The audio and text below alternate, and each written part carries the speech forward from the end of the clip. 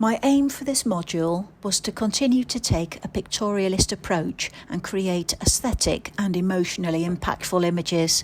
I started experimenting by creating cyanotypes and by photographing local plants and wildflowers in an area of land at the edge of the village where I live called the Wasteland. The local wildflowers are symbolic in representing an often overlooked and understated world of intriguingly beautiful patterns, shapes, reflecting my own feelings having lived in the shadow of my beautiful younger sister. My parents made frequent comparisons in our childhood. I was deemed not unattractive, but certainly not worthy of a second look. The aim, therefore, of this project has been to visually explore the connotations of beauty through local, native plants and flowers rather than cultivated blooms.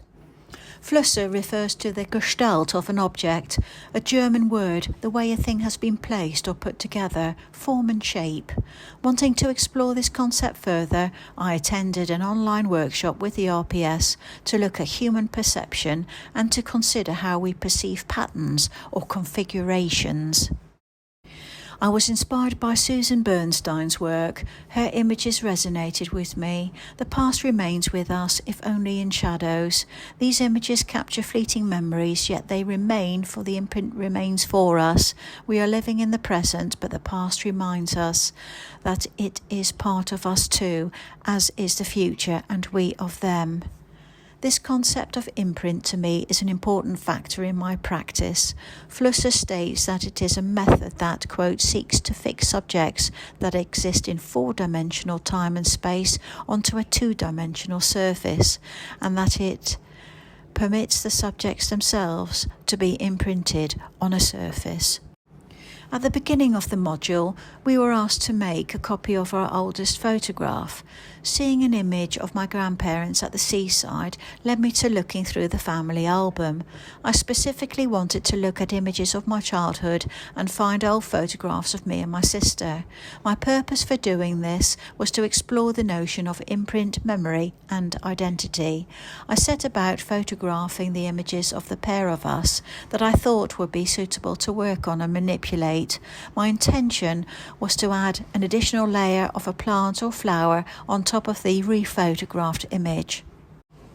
By capturing all aspects of the fragile beauty of flowers and taking inspiration from Dutch still life paintings, I decided to research the Vanitas theme.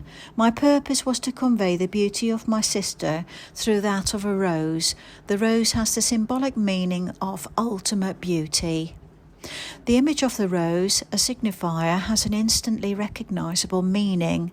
In mythologies, Barthes describes this also as the signified, i.e. the concept, in visual language terms. Quote, the meaning is already complete.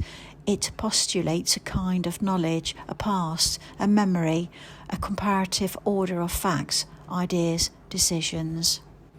I found the Rosa Carolina, a prickly wild rose, growing in the wasteland. Weeds and unwanted plants would act as a metaphor for the unappealing and plain look of myself in comparison to the beauty of a rose. Another artist's work I have gained inspiration from is Helen Sear. The concept of appropriation is the intentional borrowing, copying and alteration of existing images and objects. Using the concept of appropriation and rephotographing images from my childhood, my visual methodology was to specifically explore the relationship of my sister and I through floral images. Looking through the family album, I remembered my parents filming us when we were children. The original footage was taken on cinefilm. The footage was converted to VHS videocassette, then to DVD.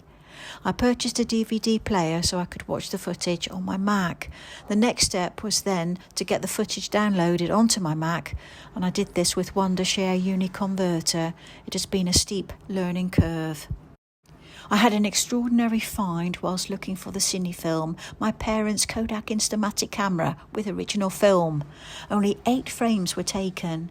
Sadly, the camera no longer worked, but I managed to find an exact replica camera on eBay, as well as 126 film, and swap the original film over in my darkroom.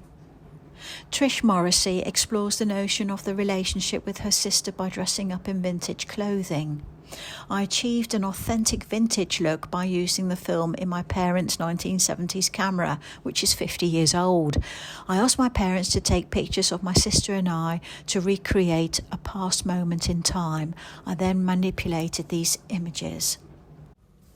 I wanted to consider the aspects of time within the photographs and video footage I'd taken. Victor Bergin considers the complex temporal structure of photography.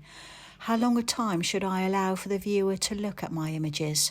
How would it best be conveyed? Something that needed to be considered. I explored the option of an online gallery, but decided to make an iMovie. Having had no previous experience, I set about watching YouTube tutorials and conducted internet searches how to add music, titles and sound. The music and sound expresses my inner feelings and emotions. Using the Vanitas theme, I selected images taken of old roses to convey the passing of time and faded beauty. I feel that I've been able to convey the relationship I have with my sister through the combination of both sound and the moving image, far more effectively than through the still image alone. I would like to have added further special effects, but have a specific time limit, knowledge, and possibly I might have needed a more sophisticated software program. I've been responsible regarding the use of resources and kept my carbon footprint to a minimum by walking to the wasteland and using photographic equipment already in my possession. The environmental impact has therefore been kept to a minimum. Images from the 126 cartridge film were posted for development, scanned and returned digitally to me. The materials used to create the cyanotypes at the beginning of the module I already had in my possession. I conducted my research online and purchased only used second-hand books where possible. Images were selected digitally using my computer. They were not printed. The selection of images was made purely intuitively, choosing those that had an emotional connection for me. Measuring my own personal sustainability has proved more difficult. I have found it at times emotionally draining. Revisiting the past and seeing old footage has stirred up past buried feelings experienced at that time, which has resonated deeply with me. Yet at the same time it has been a cathartic experience, a way of expressing raw emotions. Living in today's visual culture, we consider our own relationship in the world. Mine was certainly very different 50 years ago. Dyad is intended to be viewed within the framework of looking through the family album in a private home. As to the future, who knows? It might be even viewed as a hologram. Thank you.